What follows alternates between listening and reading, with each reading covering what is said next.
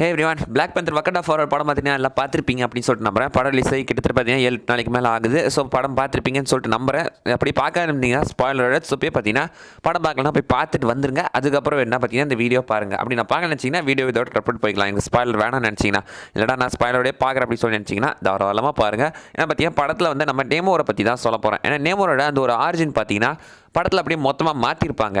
நேமோரை பார்த்தீங்கன்னா ஃபஸ்ட்டு பார்த்துட்டு இப்போயே கூட நிறைய பேர் பார்த்தீங்கன்னா என்னடா ஆக்வாமேன் மாதிரி இருக்கா அப்படின்னு தான் பார்த்தீங்கன்னா சொல்லியிருக்காங்க. ஆக்சுவலி மார்வல் அப்படி வரக்கூடாதுன்னு தான் நினச்சாங்களே. ஆக்சுவலி ஆக்வாமேனோட ரிசம்பிளன்ஸ் இருக்கக்கூடாது நேமோர் கிட்ட அப்படின்னு சொல்லி தான் பல விஷயங்களை மாற்றினாங்க. பட் அது பார்த்தீங்கன்னா அந்தளவுக்கு செட் ஆகலை. நிறைய விஷயங்கள் பார்த்தீங்கன்னா மாற்ற மட்டும் இல்லாமல் அது ரொம்ப குழப்பங்களையும் ஏற்படுத்துறது மட்டும் இல்லாமல் கொஞ்சம் வித்தியாசமாகவே இருந்திருக்கு. ஸோ நீங்கள் பார்த்தீங்கன்னா ஆக்வாமேனுக்கு நேமோருக்கும் நிறைய வித்தியாசங்கள் இருக்குது. காமிக்கில் இன்க்ளூடிங் பார்த்தீங்கன்னா நேமோருக்கு ஆக்வாமேனுக்கும் ஒரே ஆரிஜின் தான். இந்த படத்தில் பார்த்தீங்கன்னா கம்ப்ளீட்டாக அதை மாற்றணும் அப்படின்றதுக்காக நிறைய விஷயங்களை மாற்றிருக்காங்க. பட் இது பார்த்தீங்கன்னா அந்தளவுக்கு செட் ஆகலை. அதே மாதிரி அந்த ஒரு நிறைய லாஜிக் மிஸ்டேக்ஸ்லையும் பார்த்தீங்கன்னா ஏற்படுத்தியிருக்கு. ஸோ படத்தில் எப்படி காட்டிருக்காங்கன்னா நம்ம நேமோரோட அந்த ஒரு இன மக்கள் ஏதோ ஒரு பார்த்தீங்கன்னா நோய் வந்து அட்டாக் செய்யப்படுறாங்க. அந்த டைமில் அந்த இனத்தை சேர்ந்த ஏதோ ஒருத்தர் பார்த்தீங்கன்னா போயிட்டு கடல் கடியிலேருந்து அந்த ஒரு வைப்ரேனியம் செடி, அதாவது பார்த்தீங்கன்னா இந்த படத்தில் என்ன சொல்லியிருக்காங்கன்னா வைப்ரேனியம் வக்காண்டாவை தவிர வெளியே வேற இடத்துலையும் இருக்குது. அதுதான் பார்த்தீங்கன்னா நம்ம நேமோ இருக்கிற அந்த சிட்டி, அந்த இடத்தோட பேர் டேலக்கன் அப்படின்னு சொல்லியிருக்காங்க. ஸோ அந்த டேலக்கன்லேயும் பார்த்தீங்கன்னா ஏதோ ஒரு வைப்ரேனியம் மீட்டியார் அட்டாக் பண்ணியிருக்கு அப்படின்ற மாதிரி ஷூரி சொல்லியிருப்பாங்க. ஸோ மேபி 2 மீட்டியார் இருந்திருக்கலாம் வைப்ரேனியம் வச்சுன்ற மாதிரி அவங்க சொல்லியிருக்காங்க. இன்னொரு மீட்டியார் அதே மாதிரி கடலில் போய் விழுந்திருக்கு. ஸோ ஒரு மீட்டியார் வக்காண்டாவில் விழுந்திருக்கு, இன்னொரு போய் கடலில் விழுந்திருக்கு. கடலில் விழுந்த அந்த ஒரு மீட்டியார் அந்த வைப்ரேனியம் பார்த்தீங்கன்னா கடல் கடையில் இருந்த அந்த ஒரு இக்கோசிஸ்டம் நம்ம ஆல்ரெடி பார்த்தீங்கன்னா அது ஒரு தியேட்டர்ஸாக சொல்லி வீடியோவில் பேசிக்கிட்டு இருந்தோம். படத்தில் பார்த்தீங்கன்னா உண்மையிலேயே அப்படி தான் நடந்திருக்கு. கடலுக்குள்ள அந்த வைப்ரேனியம் அந்த இடத்துல இந்த இக்கோசிஸ்டத்தை மாற்றி அங்கே ஒரு புது வகை செடி உருவாக்குது. அங்கேயுமே ஒரு ஹெர்பல் செடியை உருவாக்குது. அந்த செடியில் பார்த்தீங்கன்னா அந்த வைப்ரேனியம் வளர்றது மட்டும் இல்லாமல் அது இந்த மக்களுக்கு பார்த்தீங்கன்னா நோய்க்கு மருந்தாக சொல்லி ஒருத்தர் கொடுக்குறாரு. அதை குடிச்ச உடனே பார்த்தீங்கன்னா அவங்க நோய் தீர்ந்து போயிடுது. பட் பார்த்தீங்கன்னா அவங்களுக்கு தரையில் இல்லாமல் தண்ணிக்குள்ளே சுவாசிக்கிற அந்த ஒரு பவருமே பார்த்தீங்கன்னா கொடுத்துச்சு. ஸோ தண்ணிக்குள்ளே அதை குடிச்ச உடனே பார்த்தீங்கன்னா அவங்களால தரையில் இருக்க முடியாது, தண்ணிக்குள்ளே தான் போகிறாங்க. இது பார்த்தீங்கன்னா இது ஒரு சின்ன லாஜிக் மிஸ்டேக் மாதிரி தான் இருக்குது. ஏன்னா பார்த்தீங்கன்னா அது வந்துட்டு தண்ணிக்குள்ளே வளர்ந்த ஒரு செடின்றதுனால மேபி பார்த்தீங்கன்னா அப்படி இருக்கலாம். மேபி தண்ணிக்குள்ளே வளர்ந்த செடின்றதுனால அவங்களுக்கு பார்த்தீங்கன்னா குடிச்ச உடனே தண்ணியில் சுவாசிக்கிற அந்த ஒரு பவர் கிடச்சிருக்கலாம். அப்படி இருந்தாலும் பார்த்தீங்கன்னா நம்ம ஷூரின் தான் அதை குடிச்சாங்க. ஷூரி பார்த்தீங்கன்னா புதுசாக ஒரு ஹார்ட் ஷேப்பை இந்த படத்தில் உருவாக்கியிருப்பாங்க, அதாவது சிந்தசைஸ் பண்ணியிருப்பாங்க. அது பார்த்தீங்கன்னா நேமோர் கட்டினா அந்த ஒரு கையில் இந்த பேண்ட்லேருந்து எடுத்தது உருவாக்கப்பட்டது தான். அப்படின்னு தான் நம்ம ஷூரியுமே கடலில் சுவாசிப்பாங்களா? இது ஒரு லாஜிக் மிஸ்டேக் மாதிரி தான் பார்த்தீங்கன்னா இருக்குது. பட் படத்தில் இது அந்த அளவுக்கு பார்த்தீங்கன்னா தெளிவாக சொல்லப்படல. படத்தில் இந்த ஆரிஜினே வித்தியாசமாக மாற்றிருக்காங்க. பட் காமிக்கில் எடுத்துக்கிட்டிங்கன்னா காமிக்கில் நம்ம நேமோரோட ஆரிஜினும் ஆக்வாமேனோட ஆரிஜினுமே ஒன்று தான். பட் படத்தில் இந்த ஆர்ஜினை பார்த்தீங்கன்னா கம்ப்ளீட்டாக மாற்றிருப்பாங்க. அதுக்கு அவங்க பேஸாக எடுத்துக்கிட்டது வைப்ரேனியம். ஸோ வைப்ரேனியத்தை வச்சு தான் இந்த ஆர்ஜினை பற்றியும் மொத்தமாக மாற்றிருக்காங்க. ஸோ இது வரைக்கும் வக்காடில் மட்டும் தான் வைப்ரேனியம் இருக்குதா சொல்லிட்டு நினச்சிக்கிட்டு இருந்தோம். பட் அதுக்கப்புறம் பார்த்தீங்கன்னா இப்போ தண்ணி கடியில் வேற ஒரு இடத்துலையுமே பார்த்தீங்கன்னா வைப்ரேனியம் இருக்குது. அந்த இடம் தான் டேலக்கன். அதாவது பார்த்தீங்கன்னா மெக்சிகோவுக்கு பக்கத்தில் மாயன் சிட்டி கல்ச்சரில் இருக்கிறவங்களாம் அந்த டேலக்கன் என்ற கடல் கடியில் இருக்கிற சிட்டிக்குள்ளே வைப்ரேனியம் இருக்குன்றது பார்த்தீங்கன்னா பார்த்துருக்காங்க. நீங்கள் படத்திலே பார்த்துருக்கலாம். ஸோ படத்தில் பார்த்தீங்கன்னா அங்கே அம்மை நோய் பார்த்தீங்கன்னா வந்திருக்கும். ஸோ அம்மா வந்ததுனால என்ன பண்ணியிருப்பாங்கன்னா எல்லாம் பார்த்தீங்கன்னா தலையில் விழுந்துட்டு இருப்பாங்க. அந்த டைமில் அந்த இடத்தை சேர்ந்த ஒருத்தர் கடவுளை பார்த்தீங்கன்னா வேண்டுவார். அந்த டைமில் கடவுள் தான் அவருக்கு வழிகாட்டினார் அப்படின்னு சொல்லி தண்ணிக்குள்ளே போய் பார்த்தீங்கன்னா எல்லாருமே குணமாயிருவாங்க. ஸோ குணமானதுக்கு அப்புறம் பார்த்தீங்கன்னா அவங்க தண்ணிக்குள்ளே சுவாசிக்கிற ஒரு பவருமே அவங்களுக்கு கிடைச்சிருக்கும். ஸோ தரையில் இருக்க முடியாமல் தண்ணிக்குள்ளே போயிருப்பாங்க.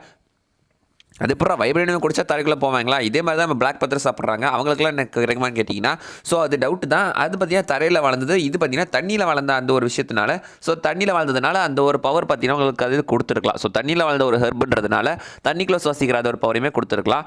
பட் டெக்னிக்கலாக பார்த்தீங்கன்னா ஷூரியுமே அந்த ஒரு கையில் இந்த பேண்டை வச்சு பார்த்தீங்கன்னா என்ன பண்ணுவாங்கன்னா அதில் இருக்கிற ஒரு அந்த இருக்கிற பார்த்தீங்கன்னா அந்த ஒரு செடியோட ஒரு நார் மாதிரி இருக்கும். அதை எடுத்து தான் புது ஒரு ஹெர்ப் செடியை பார்த்தீங்கன்னா அவங்க சிந்தசைஸ் பண்ணுவாங்க, புதுசாக ஒரு செடியை உருவாக்குவாங்க. ஸோ அப்படிங்கும் பார்த்தீங்கன்னா அப்படி பார்த்து நம்ம சூர்யாலையுமே தண்ணிக்குள்ள சுவாசிக்க முடியுமா? டவுட்டாக தான் இருக்குது. இது மோர் தென் பார்த்தீங்கன்னா ஒரு லாஜிக் மிஸ்டேக் மாதிரி தான் தெரியுது. பட் படம் நல்லதுனால எவ்வளோ பார்த்தீங்கன்னா இது பெருசாக கண்டுக்கல. அதுக்கப்புறம் பார்த்தீங்கன்னா எப்படி நம்ம நேமோருக்கு மட்டும் அந்த ஒரு மியூட்டேஷனாக அது இப்படி கொடுத்துச்சு. ஸோ காலில் ரெக்க வாழ்ந்திருக்கு, அவரால் தர தண்ணின்னு 2 இடத்துலையுமே சுவாசிக்க முடியும். இந்த பவரில் அவருக்கு எப்படி கிடைச்சி சொல்லிட்டு பார்த்தீங்கன்னா அதில் கன்ஃபார்மாக சொல்லப்படல. பட் இருந்தாலும் பார்த்தீங்கன்னா ஓரளவுக்கு ஒரு மேலோட்டமாக தான் சொல்லியிருக்காங்க. மற்ற மக்கள்லாம் ப்ளூ கலரில் இருக்காங்க, அவர் மட்டும் வித்தியாசமாக இருக்குது. ஸோ அது மாதிரி நிறைய கேள்விகள் உங்களுக்கு இருக்கலாம். அதை பற்றி பார்த்தீங்கன்னா நான் அடுத்த வீடியோவில் எக்ஸ்பிளைன் பண்ணுறேன். ஸோ இப்போதைக்கு அந்த வைப்ரேனியம் தான் இவங்களோட இந்த ஒரு முக்கியமான சோர்ஸாக இருக்குது, சோர்ஸ் ஆஃப் பவராக இருக்குது. அதுதான் பார்த்தீங்கன்னா அந்த பட்டிலே காட்டிருப்பாங்க. ஸோ வைப்ரேனியம் வக்காடாவை தாண்டி வேற ஒரு இடத்துல, அதாவது தண்ணி கடையில் டேலக்கன் என்ற சிட்டிலுமே இருக்குது. அது எக்காரணத்தை கூட வெளியே தெரியக்கூடாது அப்படின்றத பார்த்தீங்கன்னா நேமோ ரொம்ப குறிக்கோளோட இருந்தார். ஸோ அதுக்காக தான் அந்த படம் முழுக்கவே அவர் பல விஷயங்களை செஞ்சுக்கிட்டு இருந்தார். ஈவன் அந்த குயின் ரமண்டாவுமே கூட கொண்டது அந்த ஒரு வைப்ரேனியம் விஷயம் வெளியே போகக்கூடாது அப்படின்ற ஒரே காரணத்துக்காக தான். ஸோ இதுதான் பார்த்தீங்கன்னா அந்த வைப்ரேனியத்தை பற்றி தெரியக்கூடாதுன்றதுக்காக தான் அவர் இவ்வளோ வேலைகளையுமே பண்ணிக்கிட்டு இருக்காரு. ஸோ நீங்கள் படத்தில் பார்த்தீங்கன்னா அந்த ஒரு ஆரிஜின் நீங்கள் பார்த்துக்கலாம். இது நேமரோட ஆரிஜின் பார்த்தீங்கன்னா ஒரிஜினல் ஆரிஜின் இது கிடையாது. ஆக்சுவலி பார்த்தீங்கன்னா படத்தில் தான் அர்ஜுன் வச்சுட்டாங்க. நீங்கள் படத்தை மறந்துருங்க. ஸோ படத்தை பார்த்தீங்கன்னா நீங்கள் மறந்துடுங்க. படத்தை வந்துட்டு ஸ்ட்ரெயிட்டாக காமிக் பக்கம் வாங்க. காமிக்ஸில் வந்தீங்கன்னா அங்கே நேமரோட அர்ஜுன் என்னென்னா, நேமருக்கு பார்த்தீங்கன்னா மெக்கின்சி அப்படின்னு சொல்ல போகிற ஒரு அப்பா இருப்பார், அவரோட கப்பலோட கேப்டன். ஸோ அந்த பக்கம் பார்த்தீங்கன்னா அட்லாண்டிஸ்க்கு மேலே அவர் போகும்போது அந்த டைமில் அவர் பார்த்தீங்கன்னா அட்லாண்டிஸ்க்கு ஒரு அட்டாக் ஏற்பட்டதுனால அங்கேருந்து பார்த்தீங்கன்னா அந்த நாட்டோட இளவரசி மேல் பக்கம் வருவாங்க. அவங்க மெக்கன்சி மீட் பண்ணி 2 பேரும் பார்த்தீங்கன்னா அதுக்கப்புறம் கல்யாணம் பண்ணி குழந்தை பெற்றுக்குவாங்க. அந்த குழந்தை தான் நேமோர். அந்த நேமோர் தான் பார்த்தீங்கன்னா கடலுக்கடியில் போயிட்டு அந்த ஒரு அட்லாண்டிஸ் சிட்டிக்கு அரசனாக இருப்பார். ஆக்வாமேனோட ஆரிஜின் என்ன சொல்கிற அப்படின்னு சொல்லிட்டு கேட்டிங்கன்னா, ஸோ டெக்னிக்கலாக பார்த்தீங்கன்னா இதுதான் நேமோரோட ஒரிஜினல் ஆரிஜின். இதை காப்பி ஆக்வாமேனோட கேரக்டர் உருவாக்கியிருப்பாங்க. ஸோ பார்த்தீங்கன்னா ஆக்வாமேன் வேறு லெவலில் இட்டிச்சிட்டாரு. பட் நம்ம நேமோர் பார்த்தீங்கன்னா அவ்வளோ பெரிய கேரக்டர் அவர் ஒன்று ஹிட் அடிக்கல. அதே மாதிரி அந்த டைமில் ஸோ மார்வலோட one of the first characters, அதாவது அந்த காலத்தில் 1938-39 காலத்திலே பார்த்தீங்கன்னா இந்த நேமோர் கேரக்டர் உருவாக்குறாங்க. ஸோ மார்வலோட 3rd or 4th character something நினைக்கிறேன். அப்போவே பார்த்தீங்கன்னா நேமோரை இன்ட்ரடியூஸ் பண்ணிட்டாங்க. ஸோ அப்போவே இன்ட்ரடியூஸ் பண்ண கேரக்டருக்கு இப்போ தான் படம் வந்திருக்கு. பட் இவங்களோட ஃபர்ஸ்ட் ஒன் ஆஃப் தி கேரக்டரையே இவங்கள பார்த்தீங்கன்னா ஒரு ஒரிஜினல் ஆர்ஜின் வச்சு எடுக்க முடியல. ஆர்ஜினே மாற்றி தான் எடுத்திருக்காங்க. பார்த்தீங்கன்னா இப்போ எல்லாத்துக்குமே தெரியும். நேமோரை பார்த்தீங்கன்னா அந்த அளவுக்கு யாருக்குமே இந்த வக்காண்டா ஃபார்வர்ட் படத்துக்கு அப்புறம் தான் நிறைய பேருக்கு தெரியும். அதாவது பார்த்தீங்கன்னா காப்பி அடிச்சு எழுதனமா பாஸ் ஆகிட்டா, பட் படிச்சு எழுதனமா ஃபெயில் ஆகிட்டான்ற மாதிரி தான் இருக்குது. ஸோ ஒரிஜினலாக கிரியேட் பண்ணது பிளாக் ஆடம் படத்தில் பார்த்தீங்கன்னா Black Adam, Cyclone, Doctor Fate, Hawkman, அப்புறம் நம்ம ஆட்டம் ஸ்மாஷர்னு சொல்லிட்டு ஏகப்பட்ட கேரக்டர்ஸ் வந்திருப்பாங்க.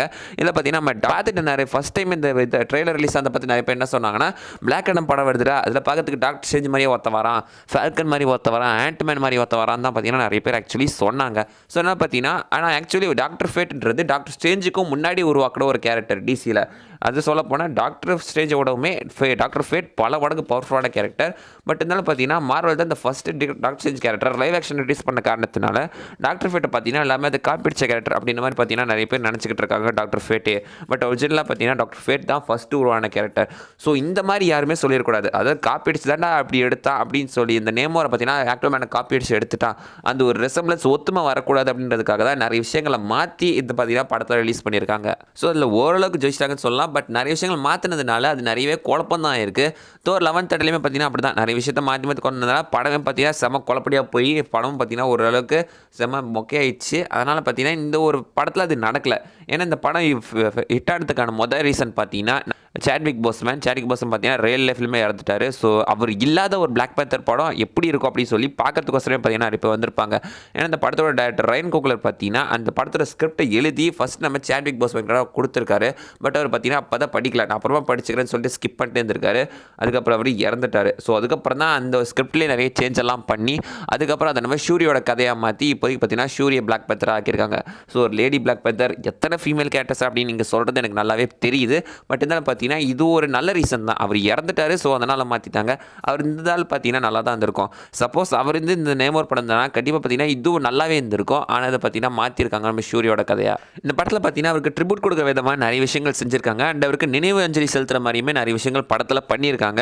அதே மாதிரி அந்த ஒரு எமோஷன் சீக்வன்ஸ்னால தான் பார்த்தீங்கன்னா இந்த படமே நிறைய விஷயங்கள் எலிவேட் ஆகுது. அந்த ஒரு பிளாக் பேந்தர் தெரியாத இருந்தால் அந்த ஒரு எமோஷன் சீக்வன்ஸ் தான் இந்த படத்தையே நிறைய விஷயத்தில் பார்த்தீங்கன்னா எலிவேட் பண்ணி தூக்கி விடு அப்படின்னு சொல்லலாம். இன்ஃபேக்ட் சொல்ல போனால் சாட்விக் போஸ்மேன் தான் பார்த்தீங்கன்னா இந்த படத்தையே தூக்கி நிப்பாட்டிருக்காரு. அவர் இறந்ததுக்கு அப்புறமும் இந்த படத்துக்காக பார்த்தீங்கன்னா அவர்னால தான் இந்த படமே ஓடிட்டுருக்கு அப்படின்னு சொல்லலாம். ஸோ கேமஸ் எனக்கு தெரிஞ்ச வரைக்கும் பார்த்தீங்கன்னா விஷயத்தையுமே சொல்லிட்டேன். இந்த நேமோரோட ஆர்ஜின் மாற்றிருந்து உங்களுக்கு பிடிச்சிருக்கா இல்லையான்னு சொல்லிட்டு கீழே கமெண்ட் பண்ணுங்கள். அடுத்த வீடியோவில் பார்க்குற வரைக்கும் பை.